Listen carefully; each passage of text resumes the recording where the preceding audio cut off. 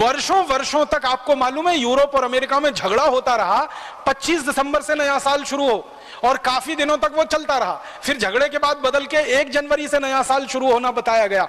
अब 1 जनवरी से उनके यहां नया साल शुरू होता है, उसके पीछे का कारण पूछो, कुछ कारण नहीं मालूम है कि 1 जनवरी को ही नया साल क्यों होता है, 15 जनवरी को क्यों नहीं हो सकता, 20 को क्यों नहीं हो सकता, या मार्च में क्यों नहीं हो सकता, अप्रैल में क्यों नहीं हो सकता। वो कहते हैं कि बहुत लंबा झगड़ा था, 25 दिसंबर और 1 जनवरी के बीच में वो झगड़ा सुलझ गया, 1 जनवरी कर लिया गया। 25 दिसंबर को तो फिर भी अर्थ उनके यहां समझ में आता है, ईसा मसीह से जुड़ा हुआ है, लेकिन 1 जनवरी तो कुछ भी समझ में नहीं आता किससे जुड़ा हुआ है। और इस देश में ऐसा बेहूदगी वाला हिसाब किताब बन गया है कि 31 दिसंबर की रात को और 1 जनवरी की सुबह देश के मुंबई, दिल्ली, मद्रास, बेंगलोर आदि आदि बड़े शहरों में होटल बुक किए जाते हैं, रात भर पार्टियां चलती हैं, कान फोड़ू संगीत बजाया जाता है और पता नहीं क्या क्या सब व्यभिचार किया जाता है। वो नए वर्ष मनाने का हमने पूरा नकल करके पश्चिम से या यूरोप अमेरिका से अपने जीवन में बसा लिया।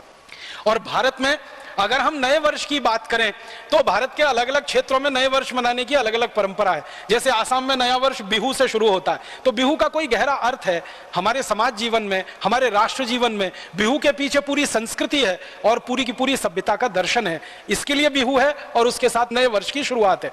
इसी तरह दक्षिण में हम चले जाएं तो मानते हैं कि ये दिन खास है, ये दिन खास है। उत्तर में, दक्षिण में, पूर्व में, पश्चिम में। अब ये पश्चिम भारत में गुजरात के लोगों के लिए बहुत महत्व का दिन है, दीपावली वाला। तो दीपावली के अगले दिन से वो नए वर्ष की शुरुआत मानते हैं, क्योंकि व्यापार के हिसाब से वो उनका सारा हिसाब है। तो हर जगह भारत में नया वर्ष है, वो चाहे तमिलनाडु का हो, चाहे आसाम का हो, गुजरात का हो, या हमारे इधर लोहड़ी होती है पंजाब में, लोहड़ी से नए वर्ष की शुरुआत मानी जाती है। तो सब जगह कुछ ना कुछ विशेष आधार है और उसके पीछे पूरा दर्शन है। यूरोप और अमेरिका में तो ना कोई आधार है ना कोई दर्शन है, फिर भी हमने नकल करके 1 जनवरी को नया वर्ष मनाना शुरू कर दिया। जनवरी गिनते हैं, फरवरी गिनते हैं, मार्च है, अप्रैल है, मई है, जून है, जुलाई है, अगस्त है, सितंबर, अक्टूबर, नवंबर, दिसंबर। ये पूरी की पूरी अंग्रेजियत की पद्धति है, विदेशी पद्धति है। हम भूल गए हैं। सामान्य रूप से आज की पढ़ाई में से पढ़कर निकलने वाले विद्यार्थियों को चैत्र, वैशाख, ज्येष्ठ, आषाढ़, सावन, भाद्रपद, कार्तिक ये महीने याद नहीं है। जनवरी, फरवरी, मार्च सबको याद। घरों में कैलेंडर भी है जनवरी, फरवरी, मार्च के ही हैं। और इसको ज्यादा लोग कहते हैं कि बड़ी वैज्ञानिक पद्धति है। मेरे समझ में नहीं आया, रोमन में कुछ शब्द होते हैं जिनको इस्तेमाल किया गया है जनवरी, फरवरी, मार्च के लिए।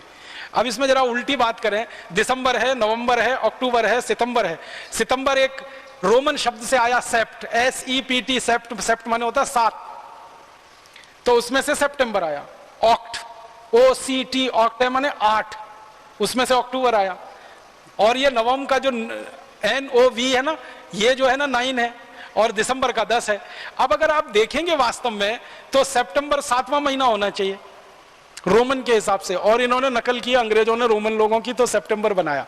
तो सितंबर 7वां महीना होना चाहिए, कौन सा है? 9वां है। अक्टूबर 8वां महीना होना चाहिए, कौन सा है? 10वां है। नवंबर 9वां महीना होना चाहिए, कौन सा है? 11वां है।